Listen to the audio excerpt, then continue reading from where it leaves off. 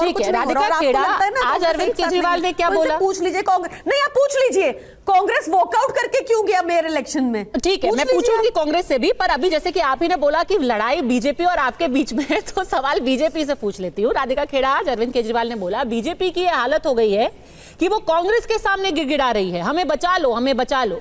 इतनी भी हिम्मत नहीं हुई कि खुद कंप्लेंट कर लेते, संदीप दीक्षित से कंप्लेंट कराई है। ये रिश्ता क्या कहलाता है? सभी को नमस्कार। अभी मैं आम आदमी पार्टी की प्रवक्ता की बातें सुन रही थी और अब मुझे समझ नहीं आ रहा हंसूं मैं कि मुझे उन पे तरस आ रहा है। इतनी बौखलाहट, हार का डर इतना हो गया है कि इतनी बेतुकी और बेवकूफों वाली बात है ये कहना।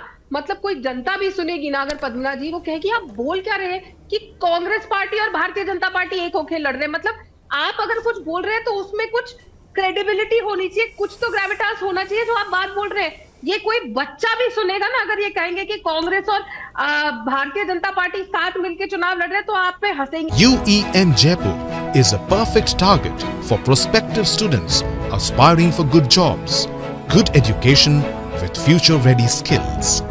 और इससे ये साबित होगा कि आप राहुल गांधी को जो एक शब्द कहा जाता है ना, लगातार मैं कहूंगी नहीं क्योंकि उनकी प्रवक्ता फिर उछल पाएगी, तो वो जो शब्द है ना राहुल गांधी के लिए, उससे बुरी हालत इनकी पार्टी की हो रही है। तो आप बात करिए ना, आपने जो वादे किए, देखिए आप 10 साल सरकार चलाए, उसके बावजूद आज अरविंद केजरीवाल साहब को आगे राजेंद्र नगर में ये अनाउंस करनी पड़ा कि राजेंद्र नगर में अब पानी 24 घंटे आएगा, अब ये होगा। तो 10 साल से सो रहे थे वहां पे, जब वहां के लोग चिल्ला चिल्ला के कह रहे थे यहाँ पानी नहीं आता, गड्ढे हैं, सड़कों पे गड्ढे हैं, तो क्या कर रहे थे केजरीवाल साहब? और कमाल की बात है, उस राजेंद्र नगर की सीट से कौन विधायक होते थे? राघव चड्ढा। बड़े बड़े पोस्टर लगते थे उनके वहां पे, missing missing wanted Raghav Chadha. और वो जल बोर्ड के भी हाई पद पे थे, शायद चेयरमैन या क्या बनाया गया था, तब भी राजेंद्र नगर के लोगों को पानी नहीं मिल रहा था। पहले कांग्रेस की सरकार में ये तकलीफ थी, फिर 10 साल से अभी भी बैठे हुए थे। और दिल्ली में जहां पानी की ये बात करते हैं, हम साफ पानी दे रहे हैं, हम मुफ्त बिजली दे रहे हैं, मुफ्त पानी और मिलते हैं, तो पानी का नलका खोलते हैं दिल्ली वाले तो या नीला पानी आता है, काला पानी आता है, या अंडे की बदबू वाला पानी आता है। हवा जो हमारी बेसिक राइट है, साफ हवा मिलनी चाहिए। देखिए मेरा भी गला बैठा हुआ है, 90% से ज्यादा लोग जो दिल्ली में रहते हैं सबका आपको गला खराब मिलेगा, जुकाम मिलेगा, क्योंकि पोल्यूशन का स्तर इतना बढ़ चुका है और हार्ट अटैक्स हो रहे हैं। तो क्या इस चीज के लिए दिल्ली की जनता ने वोट दिया था? तो आप इन लोगों से अपनी नाकामी से हटाना चाह रहे, तो ये बेवकूफों वाले, पप्पू से भी ज्यादा बेवकूफों वाली बातें करके कि कांग्रेस और भारतीय जनता पार्टी साथ है, मतलब ये वाला जो एंगल ये देने की कोशिश कर रहे हैं ना, इससे तो ये साफ हो गया है कि अरविंद केजरीवाल और उनकी पार्टी को आती हुई हार इतनी ज्यादा डरा गई है, इतनी ज्यादा बौखला गई है कि अब ये उलझुल बातें कर रहे हैं। हार की बौखलाहट है। अस्पतालों पे, स्कूल के ऊपर बात करते हैं। 5 साल पहले जो कोरोना के लिए आपने लोगों को सांसों के लिए तरसा दिया था, ऑक्सीजन नहीं मिल रहा था, आज की स्थिति पानी बिजली की रोज राइट जारी है, हवा गंदी है, पानी गंदा है, इन पे बात करिए। यमुना जी पे बात करिए बात। ये बातें सिर्फ हार की बौखलाहट दिखाती है और सिर्फ एक कॉमन सेंस का ही सवाल है, कांग्रेस बीजेपी की मदद करेगी क्यों?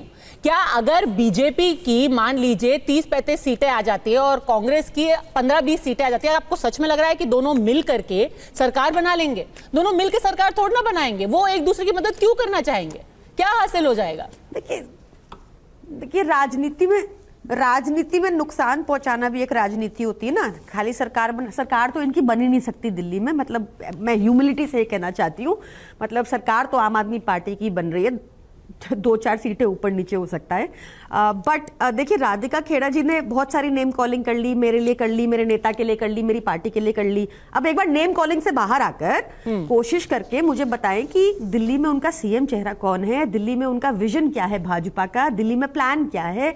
दिल्ली ने 7 सांसद दिए थे आपको भाजपा के कानून व्यवस्था पे, कानून व्यवस्था को लेकर वो क्या कदम उठाने वाली है, कुछ प्लान है बीजेपी के लिए? आप ठीक अरविंद केजरीवाल को गाली निकाल लेना, शुरू में भी अंत में भी, बीच में बता दो क्या करोगे दिल्ली के लिए। प्रियंका जी ये जो विजन की बात है ये तो बाद में आएगी, अभी जो यहाँ अनियमितता हो रही है उसका मुद्दा है आज, और ये मुद्दा हर पार्टी उठा रही है। कांग्रेस ने बकायदा अगर कंप्लेंट की और जांच चल रही है, मैं फिर से पूछूंगी, अगर अपने विरोधियों पर जासूसी का आरोप है, ये बहुत गंभीर आरोप है, इसको लेकर के एक बार सरकार गिर चुकी है, हमारी केंद्रीय सरकार, कि किसी हमारे प्रधानमंत्री की जासूसी कराई जा रही थी, समर्थन वापस ले लिया गया था, और आप पंजाब विजिलेंस ऑफिसर से जासूसी करा रहे हैं कांग्रेस पार्टी की। ये संदीप दीक्षित कह रहे हैं कि मेरे घर के बाहर 2 अफसर खड़े थे पंजाब इंटेलिजेंस से। इसका तो जवाब देना पड़ेगा ना, क्योंकि वो चैलेंज देके गए हैं कि आम आदमी पार्टी से पूछिए ये इंटेलिजेंस के अफसर मेरे घर के बाहर क्या कर रहे थे। 2 चले गए ना, वो चले गए। एक्चुअली वो मेरे पड़ोसी हैं, तो वहां पे कोई भी इंटेलिजेंस अफसर मुझे आज तक नहीं दिखा। और मुझे लगता है कि ये सब उल जलूल बयान वो भाजपा के कहने पर दे रहे हैं। जैसा मैंने बताया कि मुझसे, मैं बता रही हूँ, आप कांग्रेस से पूछ लीजिए कि वॉकआउट क्यों कर दिया दिल्ली मेयर चुनाव में, ये पूछ लीजिए कांग्रेस से, पद्मा जी आपको जवाब मिल जाएगा। आप बार-बार इनकी जो बार-बार एग्जाम्पल दे रही हैं मेयर चुनाव का कि यहाँ पर एक अंडरस्टैंडिंग है कांग्रेस और बीजेपी के बीच में। बताइए रितु जी।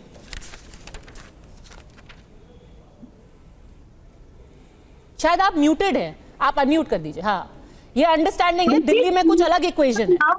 देखिए, उनका नाम जो है संदीप दीक्षित है, उनका नाम आतिशी मरलेना नहीं है, वो कोई कठपुतली नहीं है कि जो किसी के कहने से काम करेंगे। उन्होंने जो देखा, जो उनको महसूस हुआ, वो उन्होंने राष्ट्रीय चैनल पर अभी बोल दिया कि उनकी जो है जासूसी कराई जा रही है। ये केजरीवाल जी हमेशा से, अब मैं नाम नहीं लेना चाहती जो मोदी जी के बारे में कहा जाता है, लेकिन मोदी जी के ही पचिन्हों पर चल रहे हैं। अब थोड़े दिन में आएगा कि पहले कहा जाता था चौकीदार चोर है, फिर कहा जाएगा केजरीवाल चोर है। तो वो चोरी वाले काम ये कर रहे हैं, जो कि अभी उन्होंने बोला कि अभी जो जासूसी मोदी जी कराते थे, अभी चौकीदार जो है यहाँ के दिल्ली के, वो कराने लगे। और दूसरी बात जिसकी आपने कहा कि क्यों जो है ये रजिस्ट्रेशन के खिलाफ हमने जो है शिकायत की एलजी को, आप ये बताइए कि आप इस समय सरकार में रहते हुए आप जो है बाकायदा रजिस्ट्रेशन करा रहे हैं। खुद आपके प्रवक्ता आके बोल रहे हैं कि हमने 13.5 लाख जो है रजिस्ट्रेशन करा लिए। 13.5 लाख रजिस्ट्रेशन आप जो कराते हैं, तो जनता को मूर्ख समझ रहे हैं आप जनता के सामने ये कह के लेके जा रहे हैं कि ये सरकारी दस्तावेज है, ये सरकार रजिस्ट्रेशन करा रही है। 13.5 लाख रजिस्ट्रेशन जो कराए, और अगली बार जब हमारी सरकार बनेगी तब हम आपको 2100 रुपया देंगे। तो इसका मतलब ये महिला का अपमान केवल नहीं है, बल्कि उनको एक तरीके से धोखा देना, 420 धोखाधड़ी, फॉर्जरी का